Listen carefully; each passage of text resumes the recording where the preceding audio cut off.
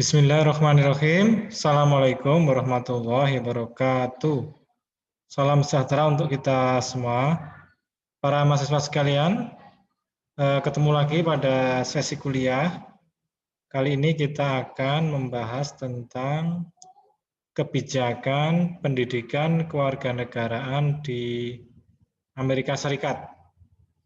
Jadi Amerika Serikat ini adalah salah satu atau bahkan adalah negara terkuat di dunia dalam bidang ekonomi, politik, militer, dan sebagainya. Dia adalah disebut sebagai negara superpower atau negara adik kuasa. Jadi sudah pas kalau kita melihat bagaimana sebenarnya kebijakan pendidikan kewarganegaraan di Amerika. Di Amerika ini adalah kiblatnya juga tentang liberalisme. Jadi kita perlu melihat apa dan bagaimana kebijakan pendidikan kewarganegaraan di Amerika Serikat. Dan saya kebetulan pernah bertugas ke Amerika Serikat pada tahun 2016 di Harvard University, jadi sedikit banyak tahu tentang Amerika. Nah, di Amerika itu ada misi kewarganegaraan sekolah. Jadi sekolah itu punya misi kewarganegaraan. Setiap sekolah itu harus punya misi kewarganegaraan. Misinya itu apa? Yaitu misinya adalah untuk menjaga dan mendorong demokrasi ya dengan memberdayakan siswa, memberdayakan kepedulian dan perhatian siswa terhadap komunitas mereka. Jadi siswa itu didorong untuk peduli dan concern terhadap komunitas. Dan juga membekali siswa dengan pengetahuan, keterampilan, dan sikap untuk berpartisipasi secara efektif dalam kehidupan demokrasi. Jadi memang misi kewarganegaraan itu adalah untuk mewujudkan warga negara yang demokratis. Nah, salah satu kata kuncinya adalah bagaimana siswa itu bisa berpartisipasi secara efektif dalam kehidupan demokrasi. Entah lewat pemilu, menyampaikan pendapat, berpartisipasi dalam masyarakat, peduli terhadap komunitas. Nah, itu semua didukung dengan pengetahuan, keterampilan, dan disposition. Jadi sebenarnya demokrasi itu tanpa pengetahuan, tanpa keterampilan, tanpa disposition ya omong kosong saja. Jadi pernah saya sampaikan pada sesi kuliah sebelumnya bahwa pemerintahan dari rakyat, oleh rakyat, dan untuk rakyat itu hanya omong kosong kalau warga negaranya itu tidak mempunyai pengetahuan, keterampilan, dan sikap yang cukup tentang kewarganegaraan. Jadi tidak sekedar jargon saja. Government of the people, by the people, and for the people itu tidak hanya sekedar jargon, tapi harus warga negara itu perlu dibekali dengan pengetahuan, keterampilan, dan sikap kewarganegaraan. Nah, disinilah pentingnya pendidikan kewarganegaraan untuk mendukung demokrasi. Artinya demokrasi tanpa pendidikan kewarganegaraan ya tidak akan jalan. Itulah strategisnya pendidikan kewarganegaraan di Amerika Serikat. Nah, elemen-elemen petunjuknya seperti apa? Jadi di Amerika itu ditetapkan standar dan kurikulum untuk pendidikan kewarganegaraan di setiap jenjang ya. Di SD ada standar dan kurikulumnya, SMP ada, SMA ada, dan seterusnya. Jadi sudah ada instruksinya atau pedoman pelaksanaannya, standar dan kurikulumnya seperti apa. Yang kedua, prinsipnya yaitu adalah integrasi pembelajaran kewarganegaraan pada semua disiplin. Jadi tidak terpaku pada mata pelajaran tertentu. Kalau di Indonesia kan diberi nama mata pelajaran pendidikan kewarganegaraan. Jadi sekali lagi, kalau Anda mendengar istilah pendidikan kewarganegaraan, itu jangan dikerdilkan hanya sebagai mata pelajaran. Kalau di Amerika itu ya mata pelajaran PKN itu ya terintegrasi pada semua mapel, semua disiplin. Atau semua disiplin itu ya mata pelajaran PKN. Bahkan guru-guru di Amerika itu pada semua jenjang atau mata pelajaran apapun itu disiapkan untuk menjadi guru PPKN atau guru PKN. Jadi dulu pernah saya sampaikan ke Anda semua bahwa ya semua guru itu adalah guru PKN sebenarnya. Ya dia mengajar PKN melalui mapel matematika, fisika, kimia, olahraga, bahasa Indonesia, bahasa Inggris dan seterusnya. Jadi di Amerika itu semua guru disiapkan untuk menjadi guru PKN. Nah ini berbeda dengan di Indonesia. Jadi terjadi dikotomi atau terjadi pemisahan guru yang mengajarkan moral ya guru PKN saja. Kalau ada kenakalan yang tanggung jawab guru PKN, yang mengajarkan demokrasi guru PKN, yang mengajarkan moral guru PKN, yang mengajarkan karakter guru PKN. Nah akhirnya semua dibebankan kepada guru PKN. Nah, ketika terjadi pelanggaran yang disalahkan adalah guru PKN. Kalau ada siswa nakal, yang disalahkan adalah guru PKN. Padahal kenyataannya guru PKN hanya mengajar seminggu, mungkin hanya 2 jam atau 3 jam, tapi ketika ada masalah disalahkan ke guru PKN. Jadi paradigmanya harus dibenarkan dulu bahwa semua guru itu pada semua level, semua mata pelajaran harus disiapkan menjadi guru pendidikan kewarganegaraan. Nah, ini adalah beberapa paradigma PKN di Amerika ya. Jadi yang pertama, prinsipnya orang Amerika itu, PKN-nya orang Amerika itu yang pertama adalah equity for all, ya, kesetaraan untuk semua. Jadi regardless, artinya tidak peduli background-mu apa, kedudukan sosialmu apa, semua siswa itu mempunyai hak atas pendidikan. Jadi semua siswa itu, semua orang harus sekolah, tidak peduli Anda dari mana, suku apa, posisi sosialnya bagaimana, semua punya hak untuk bersekolah atau mendapatkan pendidikan untuk mempersiapkan siswa itu menjadi warga negara yang demokratis, yang dia bisa berpartisipasi secara penuh dalam masyarakat demokrasi. Jadi demokrasi itu mengharapkan partisipasi sebanyak-banyaknya. Kenapa tuh harus full participation? Ya kalau ada partisipasi banyak itu diharapkan kekeliruan itu menjadi diminimalisir. Apakah bisa keliru banyak orang? Bisa saja. Jadi artinya kan kalau negara demokrasi itu percaya bahwa kalau keputusan banyak orang itu artinya ya dia akan mendekati kebenaran meski tidak ada jaminan bahwa banyak orang itu adalah benar. Di beberapa negara monarki ya tidak perlu banyak orang, yang penting raja itu memutuskan. Apakah satu orang bisa salah? Ya belum tentu, bisa benar bisa salah, tergantung pengalaman raja itu. Tapi kan ini negara demokrasi, pilihannya karena kita memilih negara demokrasi, maka partisipasi itu adalah suatu keharusan. Jadi kalau ada siswa SMA berpartisipasi dengan demonstrasi itu tidak perlu disalahkan, tapi perlu diarahkan, diberi panduan, diberi instruksi yang baik bagaimana cara mereka berpartisipasi dalam demokrasi. Karena demokrasi tanpa partisipasi itu omong kosong.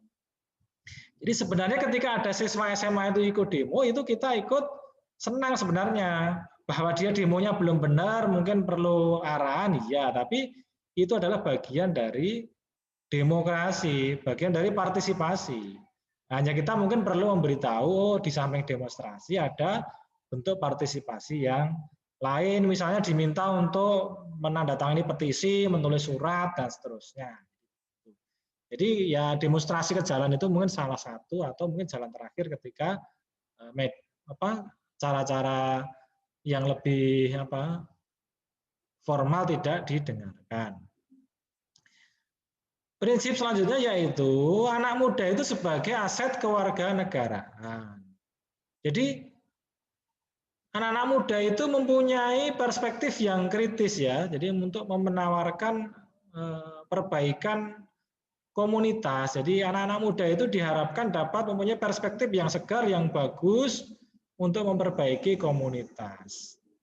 Jadi kalau Soekarno itu mengatakan, beri aku satu pemuda, akan ku terabut Semeru dari akarnya, beri aku 10 pemuda, akan ku guncang dunia. Itu artinya sebenarnya anak-anak muda itu aset, hanya dia tinggal diarahkan, diberi arahan, diberi instruksi untuk membangun komunitas. Kalau anak-anak muda dibiarkan, ya dia akan destruktif, merusak, karena dia tidak tahu. Anak-anak muda itu kan kelebihan energi, tapi bingung untuk menyalurkan kemana energinya. Ada yang demo, ada yang tawuran, ada yang kebut-kebutan, makanya dia perlu diberi arahan agar energinya itu dimanfaatkan untuk memperbaiki lingkungan masyarakat. Jadi warga negara anak muda itu adalah dia adalah warga negara dengan hak dan kewajiban yang penuh. Jadi dia diharapkan mempunyai kontribusi yang positif kepada komunitas mereka. Prinsip selanjutnya yaitu sekolah itu juga sebagai aset pendidikan kewarganegaraan.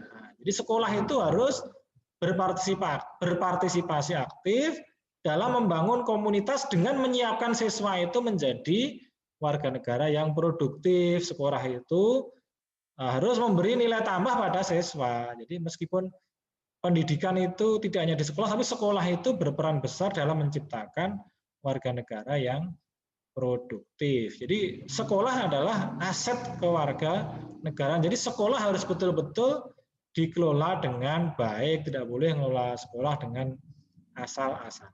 Manajemen harus baik, guru-gurunya harus standar, ada standar kelas, standar pembelajaran, dan seterusnya. Participatory institutional culture ya, jadi institusi pendidikan itu harus menjadi model masyarakat demokratis, di mana student itu ikut berpartisipasi. Jadi sekolah-sekolah itu harus menjadi contoh kehidupan demokratis, jangan malah sekolah itu menjadi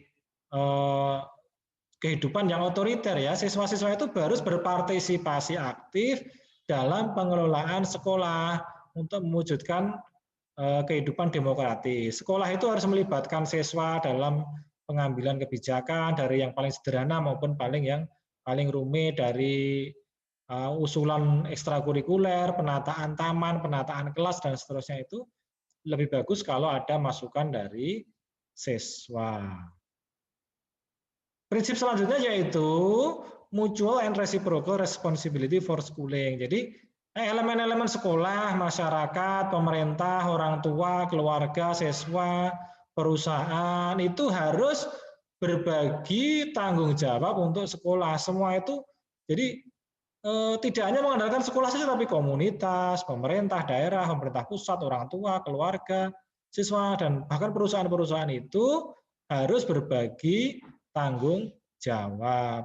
Mereka harus berkolaborasi, dan ini adalah sangat penting untuk kesuksesan siswa. Jadi kalau ingin siswa itu sukses, jangan hanya diserahkan pada sekolah saja, tapi komunitas harus mendukung, pemerintah mendukung, orang tua mendukung, keluarga mendukung. Nah, keluarga ini sangat penting sekali. Jadi kalau sampai keluarganya bermasalah atau keluarga tidak mendukung, ya maka itu akan berpengaruh pada keberhasilan siswa dalam menempuh pendidikan di sekolah.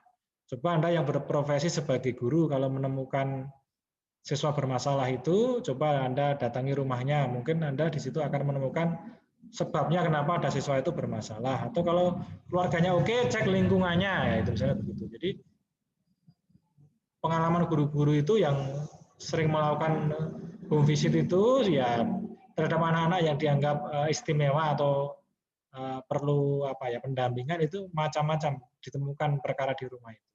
Dari dia yang tinggal sendirian, dia hanya tinggal dengan neneknya, dia bapak ibunya merantau ke luar negeri atau ke Jakarta, atau mohon maaf bapak ibunya berpisah atau keluarganya berantem terus, itu sangat berpengaruh pada keberhasilan siswa. Jadi good family itu sangat membantu keberhasilan siswa dalam menempuh pendidikan di sekolah. Nah, komunikasi antara sekolah dengan masyarakat juga harus cair gitu ya. Jadi sekolah itu harus terbuka untuk masyarakat ya, tidak boleh sekolah kok tertutup ya. Sekolah dan komunitas itu harus saling berkomunikasi, karena kedua-duanya itu adalah merupakan aset yang berharga ya. Jadi masing-masing saling membutuhkan satu sama lain, dan sekolah dan komunitas harus bekerja sama untuk mewujudkan lingkungan pembelajaran yang baik. Tidak boleh sekolah itu tertutup untuk masyarakat. Ya, masyarakat mau datang tidak boleh, ada masukan tidak mau. Jadi sekolah dan komunitas itu mempunyai aset yang sangat berharga satu sama lain gitu ya. Coba bayangkan kalau sekolahnya bagus tapi lingkungan masyarakatnya tidak bagus, apa bisa siswanya itu belajar dengan baik? Tidak bisa.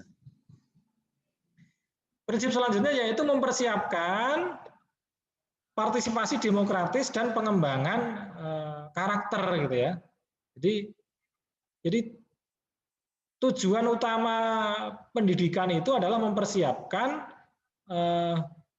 siswa itu untuk berpartisipasi dalam demokratis proses. Jadi pendidikan itu bertujuan atau PKN bertujuan untuk mempersiapkan siswa agar berpartisipasi dalam proses demokrasi gitu. Jadi mereka harus menjadi warga negara yang inform atau melek tentang kewarganegaraan, bertanggung jawab dan konstruktif, saling menghargai, berpikir kritis dan seterusnya.